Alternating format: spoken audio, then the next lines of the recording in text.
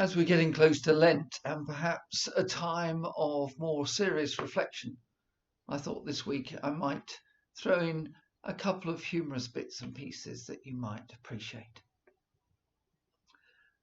I must admit, this first piece is not my own work.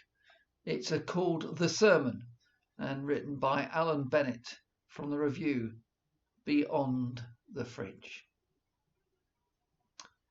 Take a pew. The first verse of the 14th chapter of the second book of Kings. And he said, "But my brother Esau is a hairy man, but I am a smooth man." Perhaps I might say the same thing in a different way by quoting you the words of that grand old English poet W.E. Henley, who said, "When that one great scorer comes to mark against your name, it matters not who won or lost, but how you played the game." But how you played the game. Words very meaningful and significant for us here together tonight.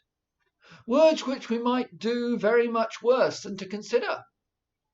And I use the word consider advisedly, because I am using it, you see, in its original sense of consider, of putting oneself in the way of thinking about something. I want us here together tonight to put ourselves in the way of thinking about, to put ourselves in the way of thinking about what we ought to be putting ourselves in the way of thinking about. As I was on my way here tonight, I arrived at the station, and by an oversight, I happened to go out by the way one is supposed to come in. As I was going out, an employee of the railway company hailed me. "Hey, Jack," he shouted, "where do you think you're going?" That, at any rate, was the gist of what he said. But you know, I was grateful to him because, you see, he put me in mind of the kind of question I felt I ought to be asking you here tonight. Where do you think you're going? Very many years ago, when I was about as old as some of you are now, I went mountain climbing in Scotland with a friend of mine. And there was this mountain, you see, and we decided to climb it. All day we climbed up and up and up, higher and higher and higher, until the valley lay very small below us, and the mists of the evening began to come down and the sun to set. And when we reached the summit, we sat down to watch this magnificent sight of the sun going down behind the mountains. And as we watched, my friend very suddenly and violently vomited.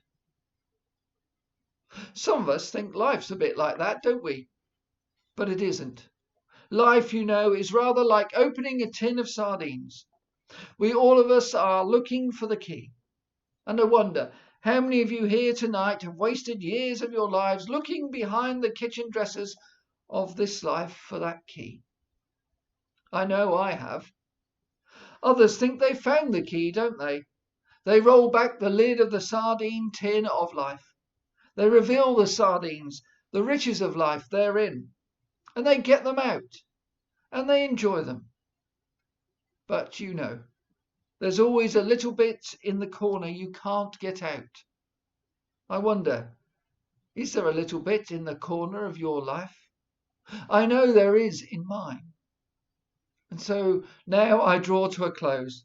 I want you, when you go out into the world in times of trouble and sorrow and hopelessness and despair, amid the hurly-burly of modern life, if ever you're tempted to say, "Stuff this for a lark," I want you, at such times, to cast your minds back to the words of my first text to you tonight. "But my brother Esau is an hairy man, but I am a smooth man."